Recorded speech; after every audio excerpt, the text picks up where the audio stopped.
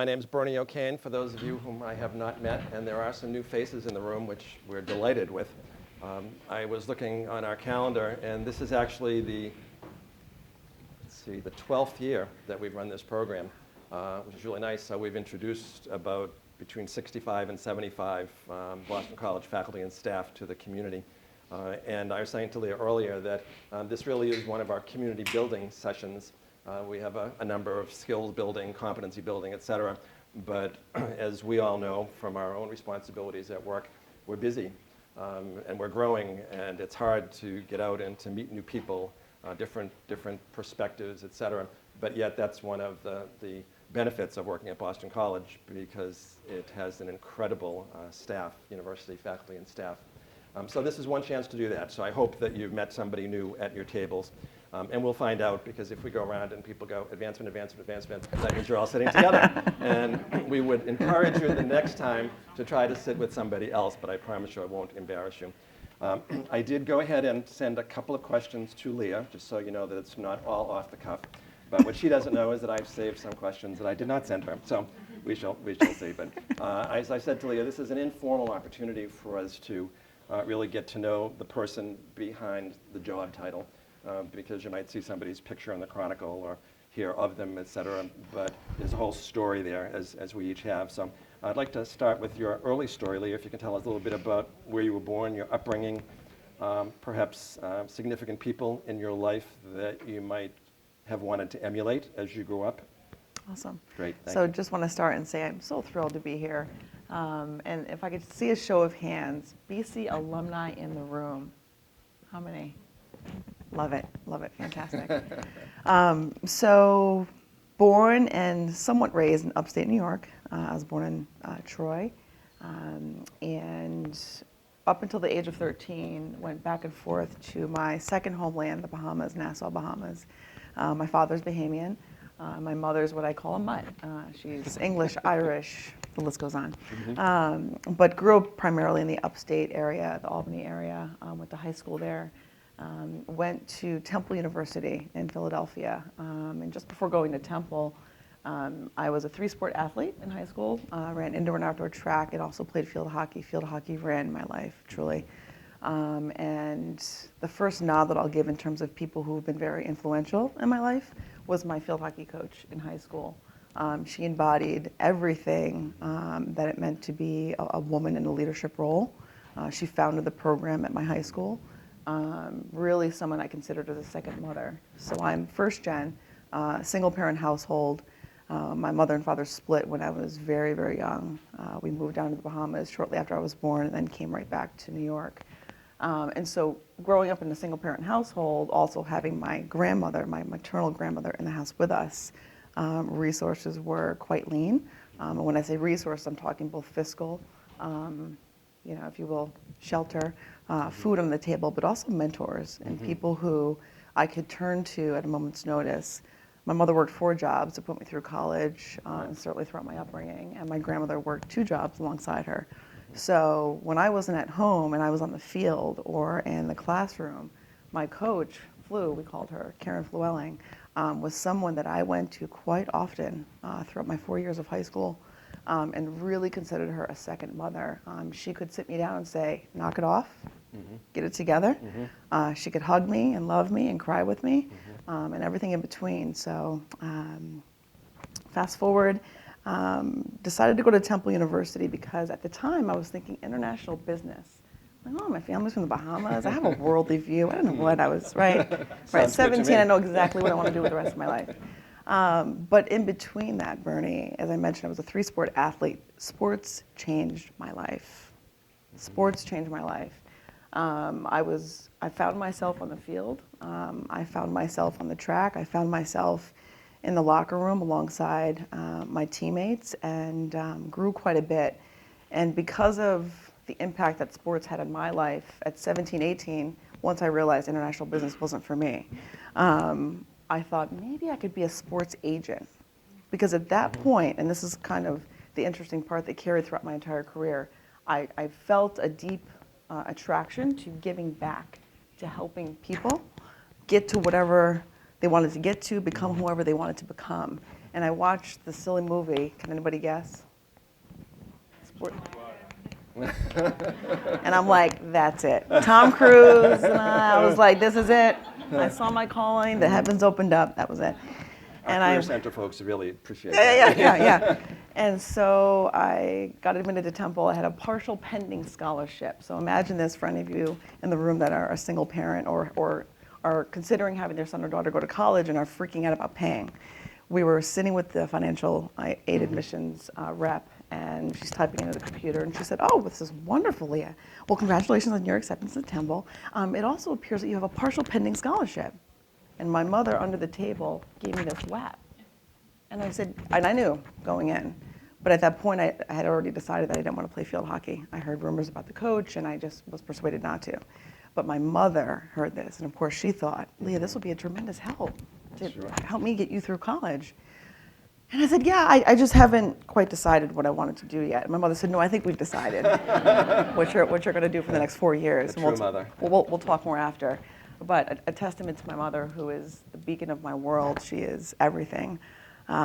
She talked to me afterwards and said, listen, this is your 4-year experience. I want you at Temple and to become the woman that I know you're going to become, and do it your way. Don't do it my way, do it your way. And if playing field hockey, that level of commitment at the Division I level isn't quite what you want to do, I support you. But I got news for you. You're going to work a job the entire 4 years. I don't care if it's work study, if it's at the sub shop, if it's whatever. You need to find that balance of responsibility and also pursuing your academic career. So went to Temple, and the 4 years in Philadelphia really was that next level of shaping and kind of forming who I was. Temple's a large university. Very large, yeah. Over 30,000 undergraduates. Was very much known as a commuter school back in its day, but global university, campuses all throughout the world. And I'm in the middle of Philadelphia. I have no idea who's who. I have no family there, no friends, but really wanted to embark upon this journey of becoming who Leah is today, and hopefully will continue to be. Were there particular experiences at Temple that helped form you in terms of your future in athletics and higher education? Absolutely. So one of my first courses at Temple in the sport management program was a sports agent coming in to speak to us. And he said, so show of hands, who wants to be the next Jerry Maguire? And I was like, and he said, stand up, come up with me, come on. He said, I want to talk to you a little bit about the investment, the financial investment that I had to put up to go to law school. Right? People think becoming an agent is just walking alongside an athlete and helping them sign contracts. How are you going to sign a contract if you don't know the legalities behind that? And I was like, well, I hadn't thought about that. And he said, how are you going to afford that? Are you going to be able to put up X amount of dollars to really get yourself off the ground? And oh, by the way, it's not a guaranteed industry. So you could have your heart set on these set of athletes, and you have the dream in mind and you see the vision, but the organization doesn't, and you're out of a job. He said, I'm not here to persuade those of you that want to be an agent out of that thinking. I just want to present the reality to you. And coming from, again, a single parent household, I could not risk a career that I would invest my financial obligations into with the potential of falling flat. So at that class, walking away, I thought, I can't do this. I can't do this. And so at that moment, I was in more exploratory mode. My associate dean within the School of Tourism and Hospitality Management at Temple became a father figure to me, Jeffrey Monte, who I'm still very close to this day. Similar to my coach in high school, my field hockey coach, Jeff played an instrumental role in my life, taught me what hard work, grit looked like. There's a hashtag at Temple, I have to do a shameless plug, Temple Made, and it really talks about the type of students that go to Temple who come from varying means, but are known to kind of put their head down and plow through, and I hope that I've embodied that throughout my career. So Jeff was instrumental in my life. One quick story where I knew he was someone that I needed to continue to align myself with and become closer to. There was this rumor at Temple that said when you went to the mailroom, if there was the pink slip, you were in trouble. I'm like, what is the pink slip? What grade are we in? Well, my sophomore year, Leah went to the mailroom, as I did most afternoons after one of my classes, and I'd often have a letter from my mom or my grandmother in the Bahamas or whomever, and I had the pink slip. Anybody Want to guess what the pink slip was? It was a reminder that if you didn't pay X amount of your tuition, you were behind in payment by a ridiculous date, I don't know, let's say 72 hours, you should pack your bags and leave the university. And it was the first time that I'd received that. Well, of course, my mother, who was, you want to talk about a beacon of pride, and would never let on to struggling, she knew she was falling behind in her payments. And why the bursar's office chose to send that notice to the student is beyond me. That said, I got that notice and I went to Jeff. And I'm telling you, I was unraveling. The sobbing, the what am I going to do? And he's like, hold on. Leah, there's virtually nothing in life where you can't find or construct a solution, right? There's virtually nothing, right? There's some, but virtually nothing. We can figure out a plan. What you need to do is take a deep breath and just remove yourself from this emotion, and let's think through what needs to be done in order to, rip this pink slip up. And we talked about that plan. It was pull up your bootstraps, go to the bursar's office, sit down with somebody, explain to them your situation, get your mom on the phone. These are forgiving people. You're in the world of higher education. We're here to care for you and to protect you. You're okay. But it was the first time I received something that said, bye-bye, after X amount of hours if you don't give this obscene amount of money. And so that was a tough lesson that certainly has stayed with me. When you're feeling like you're about ready to unravel and nothing in life could be worse than what you're facing, take a deep breath. 9 times out of 10, you can figure out a plan and offer a solution. A friend of mine's dad had said when she and her brothers were teenagers and would be going through all sorts of emotional strife and whatever, that her dad would finally sit them down and say, what's the worst that can happen here? The worst. Usually it was not death, it was not, whatever, it was embarrassment, it was whatever it might have been. And that sort of set the foundation, and then from then on, you could build on things. Yeah. You make me think one of the opportunities that Jan Lent and I have is to offer the orientations to all new faculty and staff, and we do it on Monday mornings, and oftentimes we'll talk about the relationships that develop between faculty and students, but also administrative and staff and students. Many students work in our departments for 2, 3, and 4 years, and you develop really close relationships with them. And there are times between 18 and 22 when you are on a real high, and there are other times when you're on a real low. And it's those constant relationships that can bring you through those times. And I don't know if any of you remember Father Joe Appleyard, but he taught English here for many years, and he told me that one reunion and weekend, an alumnus came back after 10 years and came up to him and said, I just want to thank you for the conversation we had my senior year. I was really upset. I went to your office, we talked it through, and that has actually changed my life. Later, when Joe was retelling the story to me, he said, you know something, Bernie? I don't remember the conversation at all, but that's not important because the student did. And so what Jan and I say to folks is that it's not every conversation, of course, that's that critical, but you don't know. You simply don't know where the other person is at, and it can make all the difference in the world, to a student, as it did for you. That's right. That's right. Now, how did this lead you into parlaying athletics, I guess, into your career, your higher ed career? Yeah. So part of Temple's program required their students to do both a junior internship, so during your junior year, find an organization during the summer that would allow you to work, I think the total was like 400 hours over the course of the summer, and it should be aligned with something that you were hoping to do long term. So I did that. Please don't bum rush me as I'm walking out of the door, but I am a diehard New York Giants fan. I'm sorry about 2007, and I'm sorry about 2011. Those are the 2 Super Bowls that I'll hold on to for the rest of my life, because we don't have much to hold on to right now. But I interned for the New York Giants in their training camp, and so that was my junior internship. Then my senior internship, which could have been done either the spring semester before you graduated or the summer right after, was supposed to be it. I mean, that was 600 plus hours. You should have been considered a full-time member of whatever organization you were working with. And then once that senior internship was completed, then you would graduate from the program. My senior internship was here at Boston College in the athletics department. There's the connection. Right. And so, to be quite honest, I sat down with Jeff Monte and I said, okay, so senior internship time. He's like, so what have you done? What research? And I said, well, I'm thinking about this, and NCAA. And he said, okay, well, none of that is realistic for you. Let's talk about things that are realistic, Leah. Okay, so family is located in New York. You have family here. I'm really thinking about who's going to be there to support you. You probably can't consider an unpaid internship, right, because of mom's situation, and your internship should be your sole focus. I don't want you working outside of that. So let's rethink this. So we came up with 3. One was with the Long Island, the Women in Sports Foundation, Long Island. The second was a small non-for-profit sports organization in Lower East Manhattan, and the third was BC.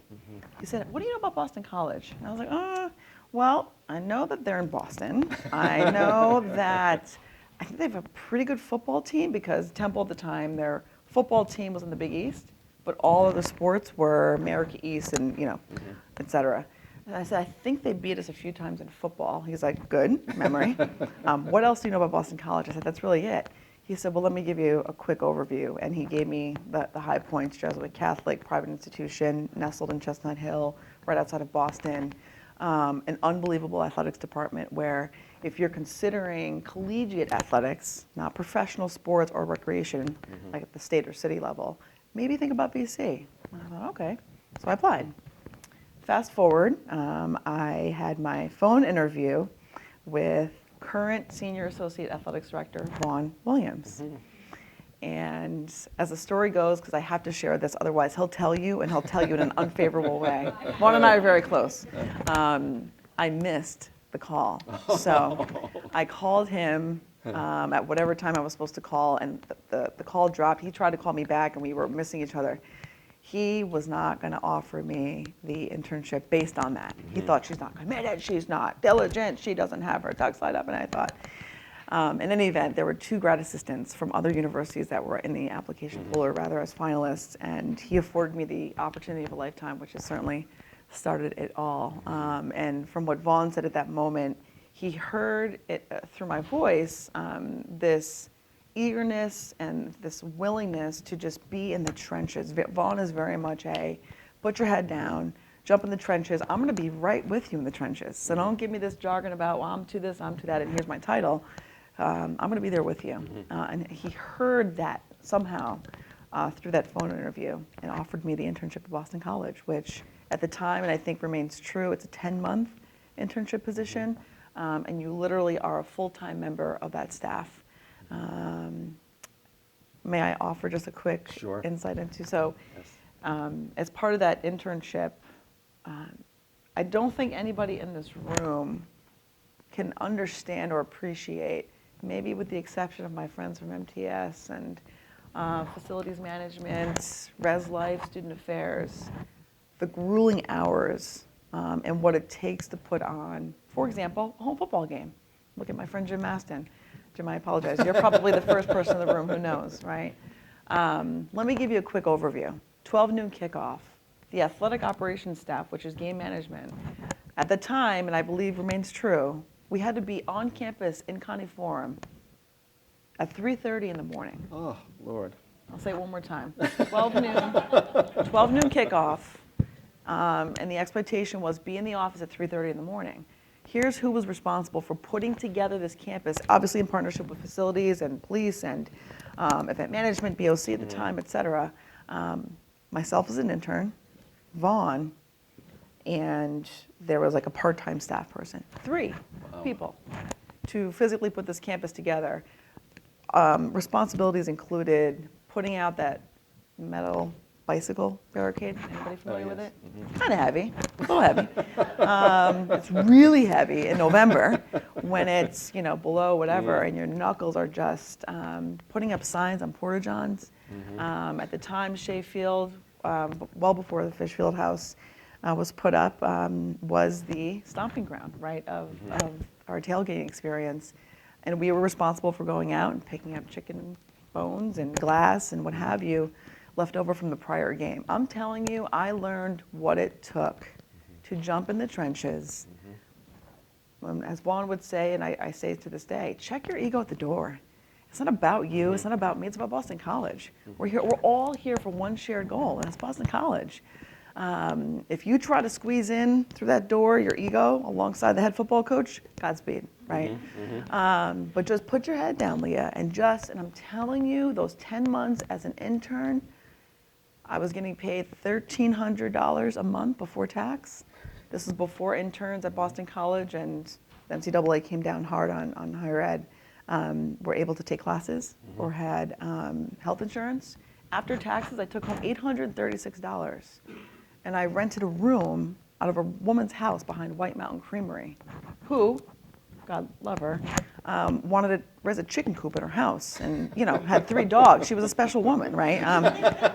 And I hope she's doing well. I truly mean that. That's right. I wish her the absolute best. But that was my experience, right? And so while my counterparts at Temple were living or doing really exciting things all over the country, I was doing really exciting things on behalf of Boston College, but having to work and do some things that I never thought I would have to do as a recent graduate from a great school and this wonderful program. As we love to say, welcome to Boston Yeah, College. that's right. Yeah. That's right. That's right. Quick side story to give Leah a breath for a moment. Last year, one of our special guests was Karen Kiefer, and she shared her history with BC. And it was probably in the first run through in the 80s that she and I met, and was out on the Newton campus, and there was a meeting of maybe a trustee subcommittee or something. And Karen was involved in maybe alumni affairs, and I was there in student affairs at the time. We arrived about a half an hour before, and somehow there was a mix-up, Jim, and the tables were not set up, whatever. Just happens once in a great while. But honest to God, Karen took off her jacket, I took off mine, the two of us That's right. put the tables together, wiped them all down, put the covers on them, went into the restrooms, got freshened up, and then greeted everybody coming in the door. And to my mind, that's what Boston College is all about. That's so right. I totally understand what you're saying. That's right. In athletics, it's a little bit elevated Yeah. because there are 70, 80, 90-hour weeks Yeah. For people. Yeah. And And that's getting no paid exaggeration. Nothing. No, Yeah. it isn't an exaggeration at Yeah, at that point I was averaging 80 hours a week, and come on, I'm taking home $800 some odd dollars a month. Break it down. I'm Now, in with Chestnut that Hill. wonderful experience, Yeah. what made you decide to stay? It's a great question, Bernie. Boston College was another transformational moment and experience in my life. I had never joined a community, and this would obviously include Temple, where I immediately felt like I was a part of the family. It's so cliche, forgive me, but it's the God's honest truth. Vaughn, the athletic staff, John Kane, former athletics director, Gene DiFilippo. I mean, these, you're talking about, regardless of rumors or past this or past that, you have to understand how they cared for their people. Vaughn, shy of being a blood relative, is a member of my family, right? And when I thought about what my mother had gone through up until that point in our life, the amount of jobs that she worked, and I got to walk on this campus every day. I got to serve our student athletes and serve this wider community and be a part of a really exciting game day experience to help shape and mold student athletes in their 4-year career at Boston College. Why am I complaining? That's my experience, right? Everybody comes from a different set of background or a different set of experiences. But I always felt grateful, I felt blessed, and I felt a part of this community moment one. And I almost felt like a sense of obligation to continue to give back if afforded the opportunity. Great. Leah and I met actually when she was an intern here many years ago. And there was a period when you left Boston College. Do you want to share a little bit about that with us? Sure. So has anybody heard the expression boomerang child? Yeah, I kind of epitomize that. So I've had 3 stints away. The first time I left BC was at the end of my internship, and the only reason was because at that time, much like now, BC is a very competitive place to work, right? And in the athletics department, there were no new openings. There were no new FTEs coming to athletics at that time. So I had a long talk with my mother and John Kane and Vaughn, and I said, what do I do now? And they said, well, Lee, you have 2 choices, really. Go to grad school or look for a full-time job. I mean, really jump into the workforce.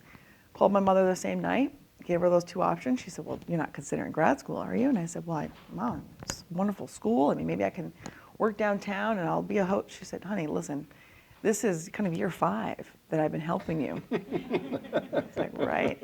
And she said in a very humble way, but a very honest way, I can't continue to do this. I can't continue to help you financially. I'm always going to be there for you, but you have to start to think about a full-time job. And to sustain yourself as an adult. So I applied to a role at the University of Hartford in their athletics department, and that was my first, if you will, full-time real gig as their assistant director for athletic facilities and special events. So a hybrid role of game management, facility management, and special events. University of Hartford relied heavily on bringing in outside events to the university for revenue generation. I quickly walked into the halls and the campus of University of Hartford and realized the difference between a BC and a Hartford. I thought every school was pretty similar, and I was quickly reminded that that was not the case. Hartford was a wonderful experience. I needed that. I needed to kind of learn some hard lessons and what it really meant to have a lean set of resources, staffing-wise. Did that for a little over a year and was called and asked to come back to BC.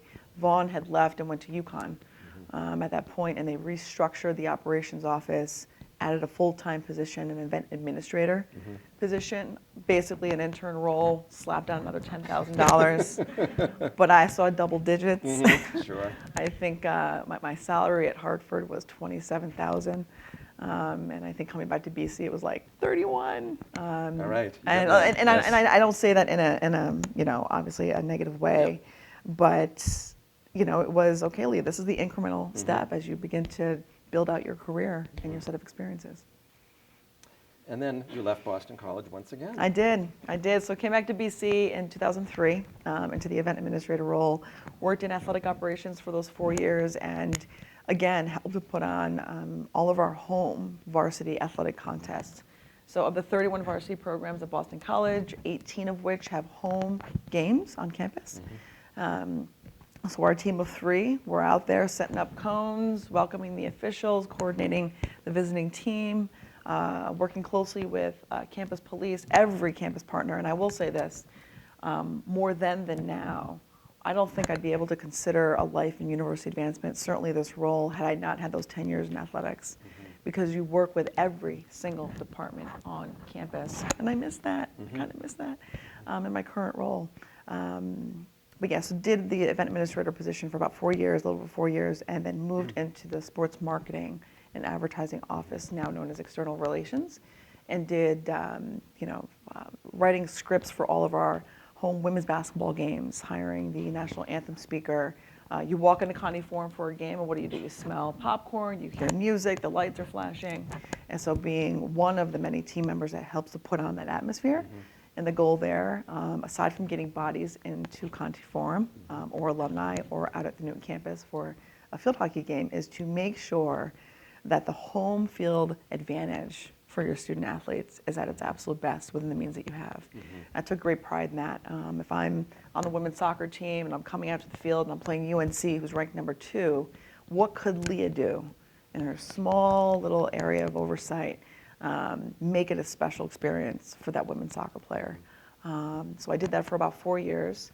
At that point, my mother has had a couple bouts of cancer, and she got sick. I'm the oldest of 2, I neglect to mention. And at that point, Bernie, I had to reconsider, do I stay at BC or do I go back home to Albany to help my mom? And given the set of circumstances, it was a no-brainer for me, but one of the hardest decisions of my life. So I left the university for the second time in 2009, 2010. We talked briefly at that time, and there were tears in your eyes when she was saying goodbye to Boston College. Yeah, at that point. yeah. And I think you're being very kind. I think at my going away party, God, Jim, I think you might have been there. I know some other colleagues walked in the room. I was a blubbering mess. I think I was just overwhelmed with emotion. Not that I never saw myself coming back to BC, but I was leaving for a very difficult reason. And I was walking into an environment that was incredibly overwhelming, taking care of my mother and not knowing what her health prognosis was going to be, but knowing that I didn't really have a decision, but then leaving a community and my other family that in many ways was saying, don't go. Don't go out through a month sabbatical. And this is BC, right? Your mom's going through hard times, Leah. Take some time. Thanks to human resources and at the time, Leo Sullivan pulling me in and saying, we can work through this. You're unraveling. Take a deep breath. Let's think about, and I declined the offer and I said, I have to go back home. So that's what I did. Now, how long did you stay in New York? So I was in New York for 2 years. At that point, I was offered, truly, I say this often, but you have to understand throughout my career and throughout my life, there's been a number of transformational moments. And this was no exception. I worked for the Special Olympics of New York as our director of program. And I was 29, 30, and went in with a bit of a chip on my shoulder. Oh, please, I'm going to Special Olympics. I'm coming from Boston College. We just came into the ACC. I know all of what it takes to put on a great sports program. I'm ready to be an AD. Are you kidding me? But this was what was in my head. Yeah, right. But this is what was in my head. And so I joined the Special Olympics and quickly learned, again, Leah, it's not about you. It's about our athletes, and the athletes and their families will be teaching you far more than you think you could ever teach us. And that's exactly what happened.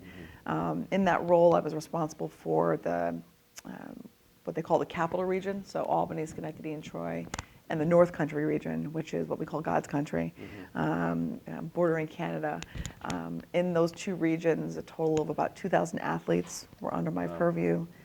350 volunteers, so the world of volunteer management, that's where it all began, to put on programs and to help raise money for Special Olympics. It's not the staff that does it, it's the volunteers and their families. So did that for 2 years, changed my life. We had to transition from an area-based program to a regional program. And so what that meant was I went into Robbie's home and I said, Robbie, thank you so much for being a wonderful volunteer. I'm at your kitchen table, by the way. And you've been a long-time volunteer for the past, 10, 15 years, and we're so grateful. I'm here to share, 29, 30, I'm here to share that we're moving from an area-based program to a regional program. And Robbie says, well, what does that mean? Well, what it means is you've been overseeing all of the events in your county, all the athletes, you've bought them uniforms, thank you so much.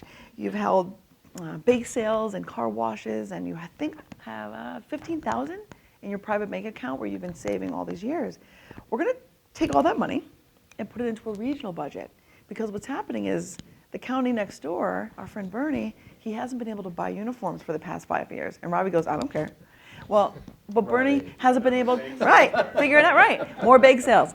But Bernie hasn't been able to transport his athletes to state games because they just can't afford it. So it was a wonderful decision from Special Olympics, Inc. in DC to say, we have to consolidate all the area program budgets and resources into a regional budget and spread the love, spread the resources, if you will. But I did that for those 2 years, and I had to go into the various homes, many of which were parents of the athletes. Sure. And I'm telling you, there were moments of tears. There was moments where I walked out and I thought, I can't do this. Because they said, little girl, what do you know? What do you know? My son has Down syndrome, and he's been an athlete for this many years, and I've given my life to Special Olympics. And the $10,000 in my Bank of America account, you're going to throw into a big bucket? And what does that say about me and what we've been doing all these years? So it ended up working out, obviously, but it was another set of experiences that taught me a number of lessons and helped to thicken the skin. Which then drew you to New York City. No, back to BC. Oh, back to BC again, all right. No, excuse me. Yep. Yeah, so after Special Olympics, I came back to BC again. Okay. And you see why it's difficult for me to keep up with it. boomerang child. I got a call from, at the time, the director of athletics, and they did another very small set of reorg in the department, and reclassified one of the positions in the operations area to an associate director. And so I'd been with the Special Olympics for 2 years. I wanted to come back to BC, I just never knew when. And he said, listen, this is your time, come back. And he's selling me all these dreams, right? Get your master's, do this. Maybe one day you could become the director of facility. And I'm thinking, oh my God, this is all wonderful, but let me really think about this. I put a piece of paper in front of me, and I had pros and I had cons of returning to Boston College. Obviously, the list of pros added up over the cons, and I decided to come back to BC in, I think, February of 12 into the athletics department. Great. Yeah. But then I got a phone call from our friend Jim Costa over in the Caddy Alumni Center. So I'd worked with Jim Costa, who was a part of our program and events team, various alumni day activities throughout the year. So I knew who he was. We were good friends, had been colleagues for a long time. There was a good partnership between athletics and alumni at that time under the leadership. And he said, hey, when's the last time you've been over to the Cadogan Alumni Center? And I said, I haven't been over. He said, well, come over. It's our new home. We've left Newton campus. We're no longer the alumni house. Come check us out. I'll give you a tour. Okay. So I left Connie Forum one day, walked over the Brighton campus.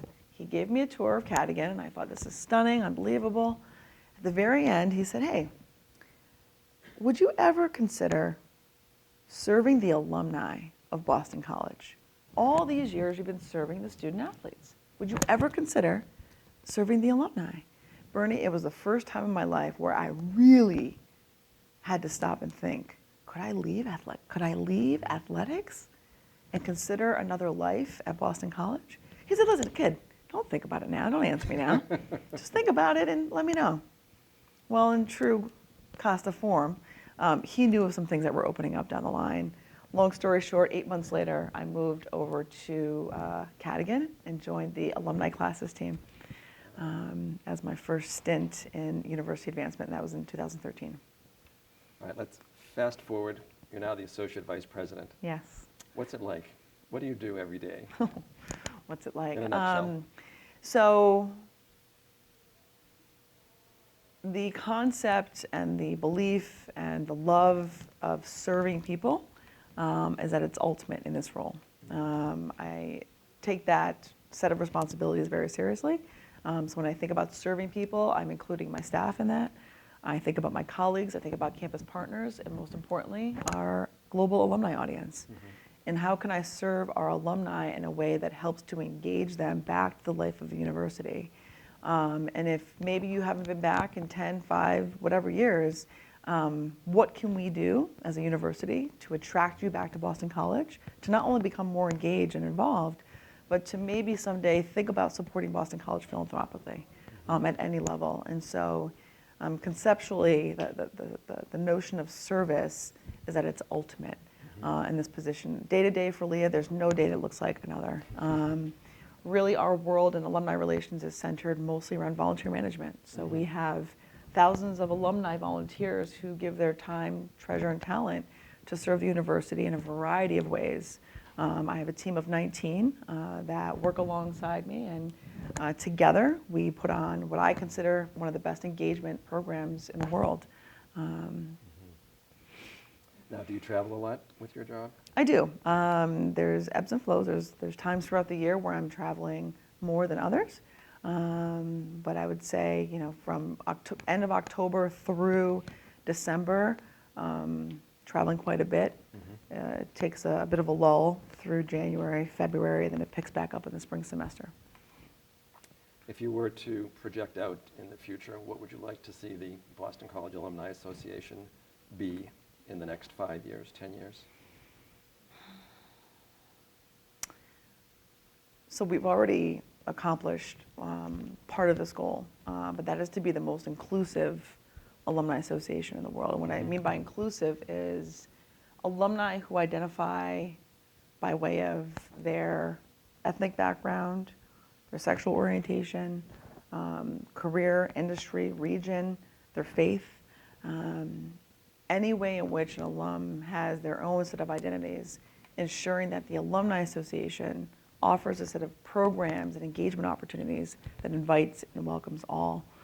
We just launched back in April the first ever alumni LGBTQ network. The university has never, under the guise of the Alumni Association, I'm going to be very clear because I know there's student groups that welcome and support our students who identify as such, but the Alumni Association has never done that. And obviously this was in support of Father Leahy, Jim Husson, and others. The great work started with Joy Moore. I'd be remiss if I didn't share that. Our current alumni board president, who was really on the ground talking with alums and checking the pulse. But up until April, we had never had an organization, an alumni group that was centered around that identity. And having done that is not only a huge accomplishment on behalf of the Alumni Association, but for the university. And so ensuring that we're thinking that way across all spectrums would be my goal. Great, thank you. Okay, we're going to open it up to the audience, but what I didn't share with Leah were my 4 lightning round questions. So these are just real quick, real light. What's your absolute favorite food?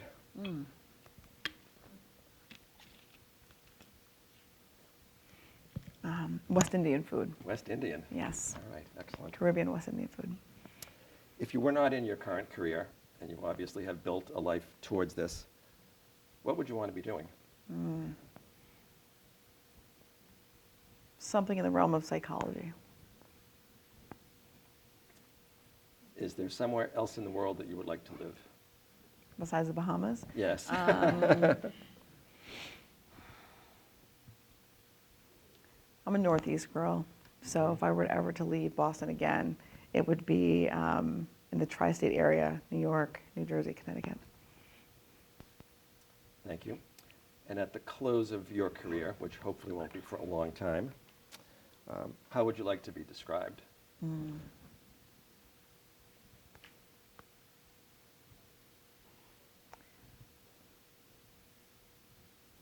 Not just one word? Can this Nope, be a sentence? You Okay, can have good. several words.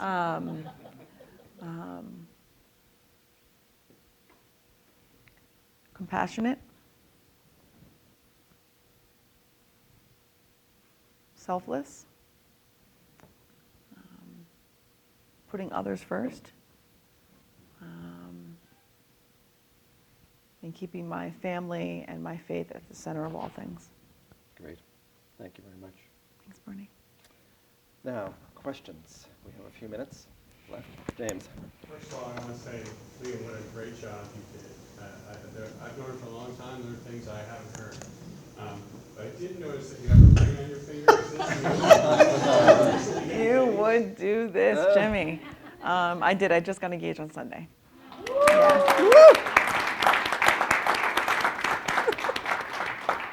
Thank you. Is that it? Okay. Truth be told, Leah told me that just before we started. And I said, oh, God, I remember years and years ago, the morning after I proposed to my wife, I was sick. I was so sick, and I Yeah. think it was just the intensity of it and whatever. And she said, so was her fiance. Yeah. He was in the bed for 3 days after. I'm Yep, like, was yep. it that bad? It's just guys. It's just, yeah. Yeah, it is. Other questions? So my wife and I actually moved from Philadelphia not too long ago. You know, the Temple University area where I have a cousin who's a surgeon that graduated from there as well. Fantastic. And I just wondered, Philadelphia is an interesting city. And when I say interesting, you probably Yes. understand it really well. Yes, I do.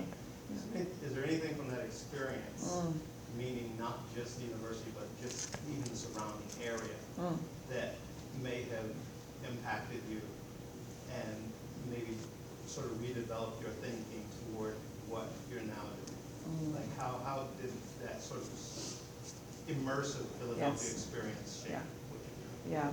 Yeah. It was, I mentioned that I come from a single parent household, right? And the means were quite limited. It was the first time, though, that I left my middle class suburban area in upstate New York. Show of hands, who knows what North Philadelphia looks like? Okay. So it was a rude awakening for me, but it was a great moment of growth to look around and say, Leah, you don't know what struggle is. You don't have a clue. And so seeing abandoned buildings, seeing the population of our homeless community, the lack of resources that they had, that was, if you will, readily available, that really woke me up to say, you don't have it as bad as you think you do. And there's something that you can always be doing for someone else. There's always going to be someone in your life that has, call it worse, or a set of challenges that are more unfortunate. And think about that. And the other thing that it actually helped me to continue to think about was you never know what someone's dealing with. So there was a faculty member at Temple who lived not too far from campus, and home had burned down, just a set of financial issues that would blow your mind. But on campus, this member of our faculty, you never know. So it reminded me, when you talk to someone, you never know what someone's battling. You don't know what they're driving to work that day look like. You don't know what they go home to at night. And little old Leah that thought, oh, she got the pink slip, whatever it might be, you're still privileged enough to be at this university. and to get this education. But seeing what I saw every day reminded me and woke me up to say, get it together, and there's folks out there that have it much worse. So what can you do to help? Is that helpful? Does that make sense? Okay. Okay. Thank you. Thank you so much. Thank you. Other thoughts, questions?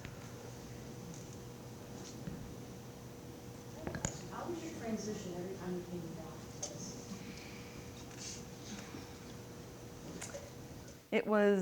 There was always a moment of learning or, wow, I didn't realize that was going on over there. Right? Before I left, I thought I had this down, or I thought I knew what was happening in this particular department. But when I would come back and I learned more about that particular department or more about that particular set of team members, it was eye-opening. And I think it was a helpful reminder that we all think we know what's going on. We all think, oh, I can't believe this person did that, or I can't believe this university official made that decision. Every time I came back to BC, I was afforded an opportunity to learn more about how those decisions are made, what goes into it. My eyes were opened more and more and more, and my appreciation grew every time I came back. Because when I left, I had all these things to say, well, if they only did this, and if they only did that, right? And no, little girl, no. Until you really can understand what's happening behind closed doors, what goes into those decisions, what might be happening in that particular division or that department, then you can better understand. So it was I think just the learning and a better appreciation for what's happening at various levels each time I came back. Yes? I'm curious, you've served at BC now in a variety of different capacities. Yeah. Is there a thread that ties the BC experience together regardless of what capacity you're serving? Absolutely, service. It's serving others, right? And so it's, again, a bit cliche, and we all know it, we all say it, but it's living it. It's men and women for others, right? And so I take great pride in describing myself as a servant leader. And so when I'm working with my team, when I'm working with colleagues, we obviously have an agenda to accomplish. We obviously have a set of goals for that year that need to be aligned, in my case, with university advancement and helping to quite literally advance Boston College. But in that, in the day-to-day interactions and the hallway chats and the staff meetings, how am I serving my team? How am I serving the alumni? How am I a representative of Boston College? Do I really live that out? That's been the common thread through every position that I've had, whether it's student-athlete facing roles, whether it's alumni facing roles, which in my case at BC, those are the two divisions that I've been a part of. 17 years at BC on and off has afforded me just a wealth of observations, learning, and growth, but throughout all of that, it's been service at its core. And I enjoy that, right? Naturally, I'm not the person at the table when I'm with a Jim Husson or a Brenda Ricard. I'm not itching to get a word in, and I'm not trying to get my point across. I weigh in thoughtfully, I lean in, quite literally, but it's all about what are we doing for Boston College? That means a great deal to me, so that's been the common thread. Did I answer your question? Okay. Yes. Adam. Hi, thanks so much again for being here. Absolutely. As you've shifted into the alumni world, I would imagine your background in athletics has served you well. I've heard that some of our alumni are interested in athletics. So that's great. A little bit, yeah. I wonder, as you've gotten to know our alumni base, is there anything about sort of that community of 180,000 people out there, whatever, that has really surprised you or taught you something new or different about BC? How much time do we have? Do you want to talk offline?